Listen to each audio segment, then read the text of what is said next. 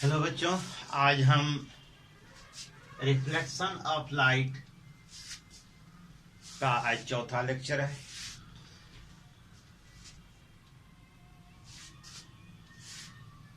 ये आपके क्लास 11 में भी रिवीजन के लिए है और क्लास 2 में भी, क्लास 12 में, क्लास 12, यानी आप दोनों जगह ये पढ़ने को मिलता है। और इसे एक बार आप क्लास 10th में भी पढ़ चुके हैं। तो पिछले हम सेशन में हम लोगों ने चर्चा किया था reflection through the plane surfaces.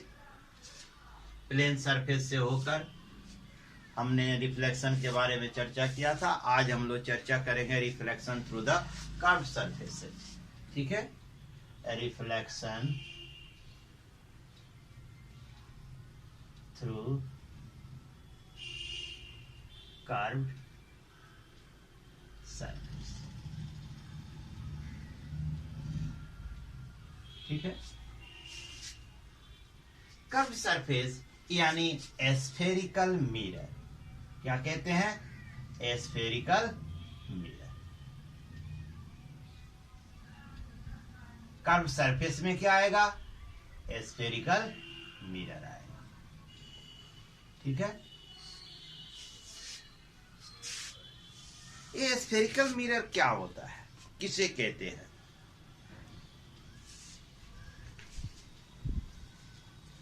ये बहुत अच्छी चीज है कि आपने जो है एक बार क्लास 10th में भी पढ़ा है और फिर आपको एक बार फिर आपको एक रिवीजन मिल रहा है ना। तो हमें उम्मीद है कि आप इसे अच्छी तरह से जानते हैं कि स्फेरिकल मिरर किसे कहते हैं, है ना। ए piece of hollow glass sphere whose one curved surface silver coated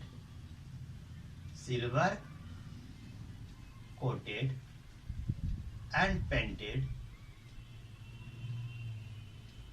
is called spherical mirror। इसी को हम spherical mirror कहते हैं। ये spherical mirror दो तरह के होते हैं।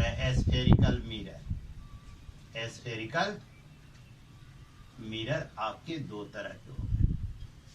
कौन कौन से? एक हो गया कॉनकेव स्फेरिकल मिरर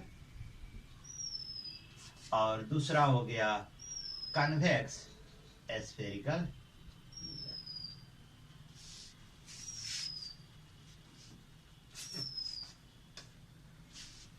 तो बच्चों, कॉनकेव स्फेरिकल मिरर किसे कहेंगे? ठीक इसी तरह a piece of hollow glass sphere whose elevated curved surface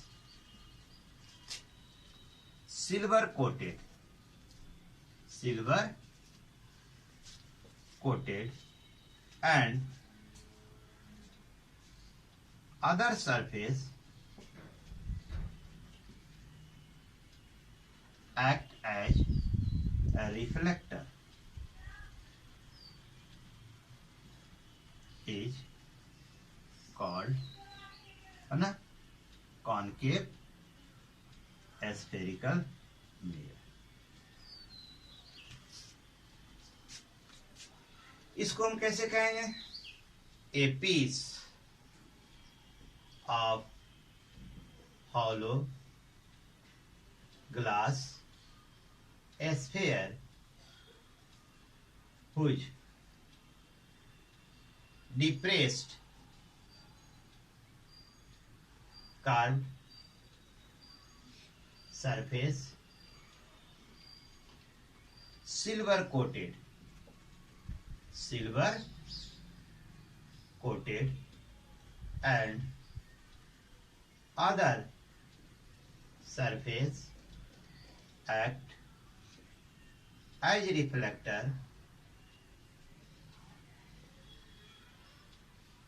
is called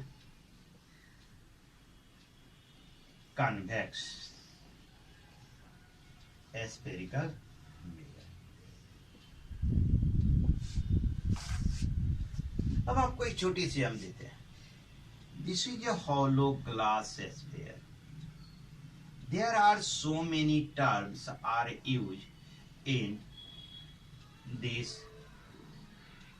spherical mirror। एक spherical hollow glass sphere। This is the center of the hollow glass sphere। ये hollow glass sphere का centre है, ठीक है। तो we can cut the two pieces। हमने यहां से 2 पीस काट लिया, तो now this becomes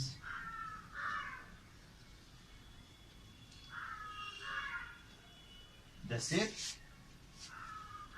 ठीक है। तो the piece of hollow glass sphere whose elevated curved surface, ये बाहर की ओर जो उभरा हुआ है इसे हम सिल्वर कोटेड कर देंगे। तो दिस इज नाउ बिकम, है ना, कॉनकेव। यह क्या हो गया? कॉनकेव स्फेरिकल मिरर बन गया। और ये पीस जो हमने काटा ये आपका ऐसे बन गया, ठीक है। अब जो ऐसे बना तो depressed carved surface silver coated, ये डिप्रेस है अंदर वाला। तो ये क्या, ये बाहर वाला रिफ्लेक्टर का काम कर रहा है, अंदर वाला सिल्वर कोटेड है। इसके बाहर वाला जो है सिल्वर कोटेड है, अंदर वाला जो है ना, रिफ्लेक्टर का काम करता है। तो ये हो गया कॉन्वेक्स स्फेरिकल मिरर, ठीक है। चूंकि ये दोनों ही पीस इस स्फीयर के भाग हैं, तो इसका जो सेंटर होगा इन दोनों का भी सेंटर वही होगा। इसलिए इसके सेंटर को हम क्या कहते हैं? द सेंटर ऑफ कर्वेचर कहते हैं। मान लीजिए इस पीस का सेंटर यहां है, तो इसे हम कहते हैं C से डिनोट करते हैं, और इसे कहते हैं सेंटर ऑफ कर्वेचर। इसके लिए भी ये सेंटर ये होगा, इसे कहते हैं सेंटर ऑफ कर्वेचर, ठीक है। ये जो रिफ्लेक्टर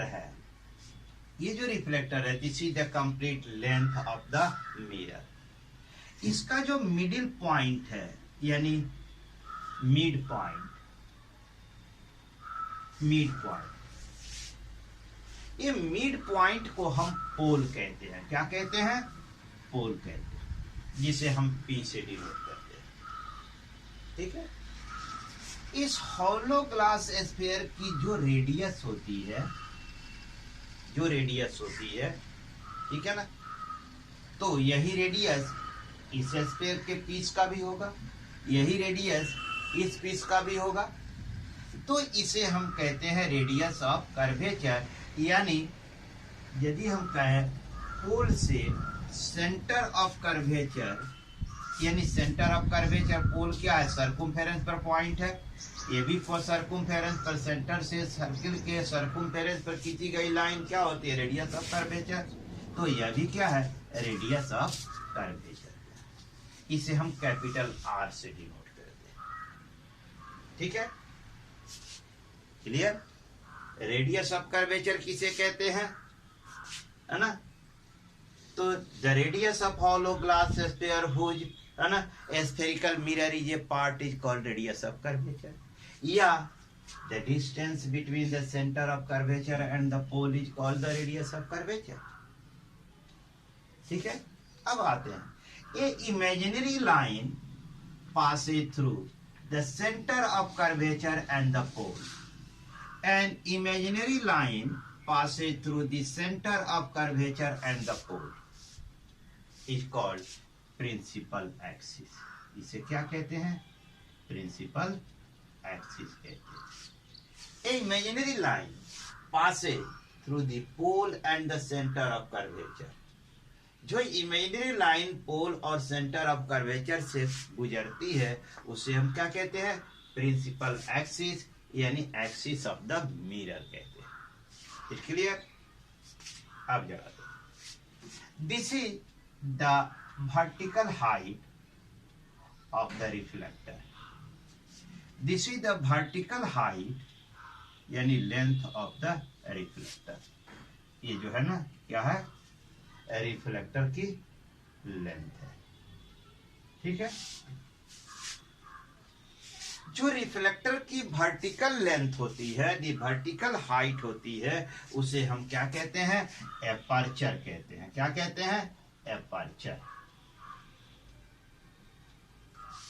एपर्चर का अर्थ द्वारक होता है. क्लियर? एक चीज और हम जान लें. सेंटर से, किसी भी सर्किल के सेंटर से सर्कुम्फेरेंस पर हम जो खींचते हैं लाइन, जैसे मान लीजिए यहां से हमने ये एक लाइन ड्रॉ किया, तो ये जो लाइन होगी यह यहां पर नॉर्मल होगी.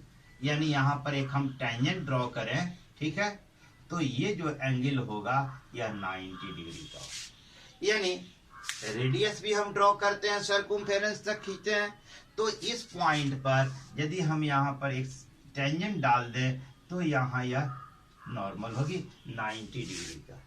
तो एनी लाइन ड्रॉन, ठीक है, तो ये हमें आगे इसका बेनिफिट मिलेगा कि नॉर्मल हम स्फेरिकल मिरर में कैसे ड्रॉ करते हैं.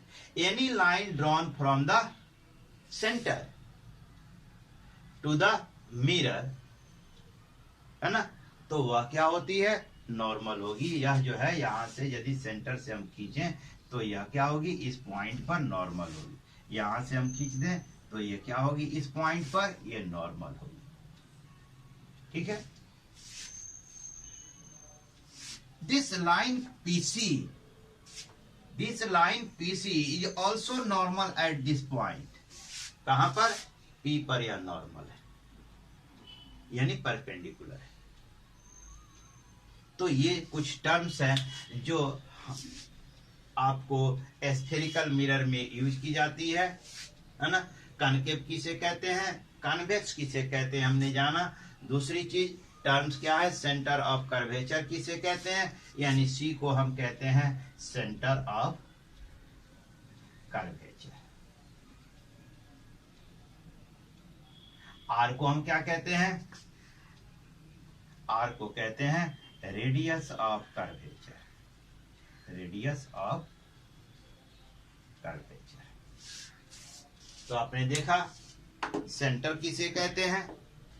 The centre of spherical mirror of which spherical mirror is a part is called centre of curvature. The radius of hollow glass sphere whose spherical mirror is a part is called radius of curvature. Yeah, the midpoint of the mirror is called pole. The distance between the center of curvature and the pole is called radius of curvature. Any line drawn from the center of curvature will be the normal on the mirror.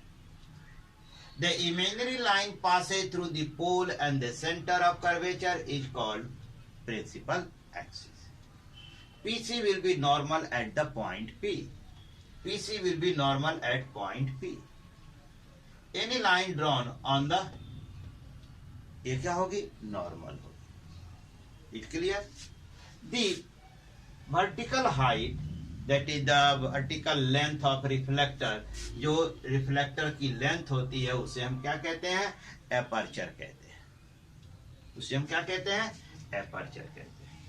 ठीक है. In the next session we will describe the principal focus and some other related topics of this section.